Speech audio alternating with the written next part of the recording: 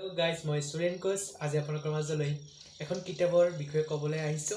সেইখন কিতাপ হৈছে আমেৰিকান লেখক ডেল কাৰ্নেগীয়ে লিখা How to Win Friends and Influence People।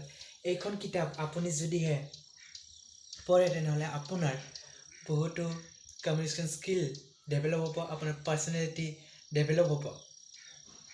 যদিহে আপুনি জব ইণ্টাৰভিউ দিব লগা হয় তেনেহ'লে ইণ্টাৰভিউ দিব যোৱাৰ আগতেই এইখন কিতাপ পঢ়ক।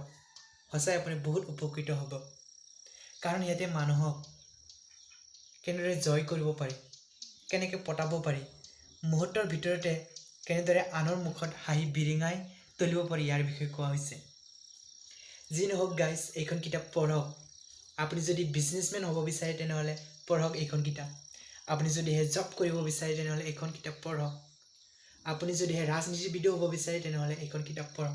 সঁচাই বহুত উপকৃত হ'ব, কাৰণ মই নিজে উপলব্ধি কৰিছোঁ বাবেই আপোনালোকক কৈছোঁ এইখন কিতাপ পঢ়ক। তো বিশেষ একো নকওঁ গাইজ, আজিলৈ ইমানতে সামৰিছোঁ। ধন্যবাদ।